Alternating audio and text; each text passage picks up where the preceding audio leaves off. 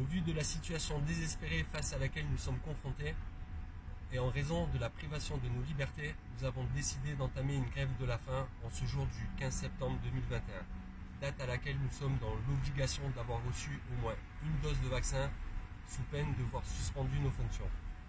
N'ayant aucune autre solution, nous nous sommes sentis contraints et forcés de prendre cette décision lourde de conséquences. Nous revendiquons le droit aux libertés élémentaires, le droit de disposer de notre corps et donc de choisir si nous nous faisons vacciner ou non.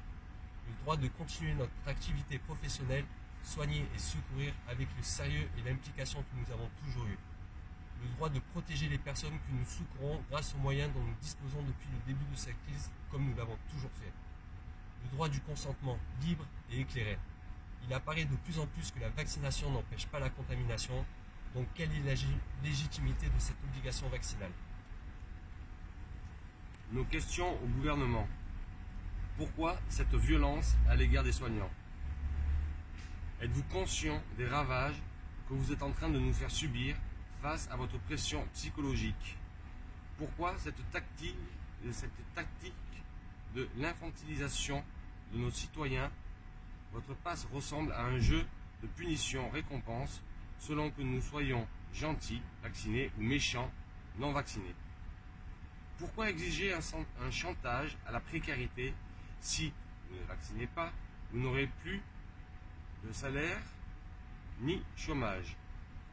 Pourquoi avez-vous pris la décision de fermer des lits, sachant ce à quoi nous nous exposions?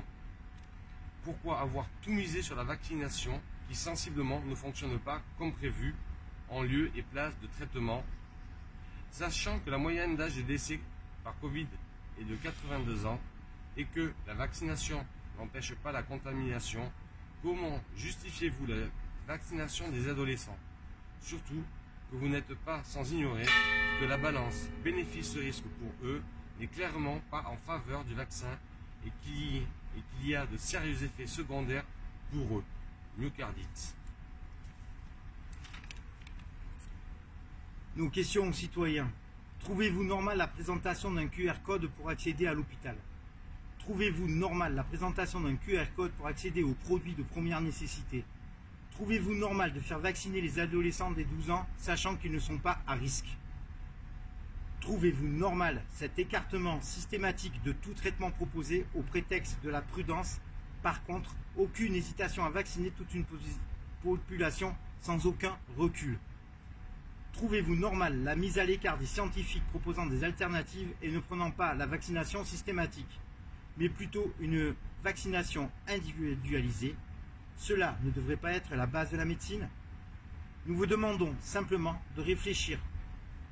Est-ce que votre vie entière doit être conditionnée par un vaccin qui montre ses limites, les effets secondaires bien plus présents et un chantage de vos libertés fondamentales?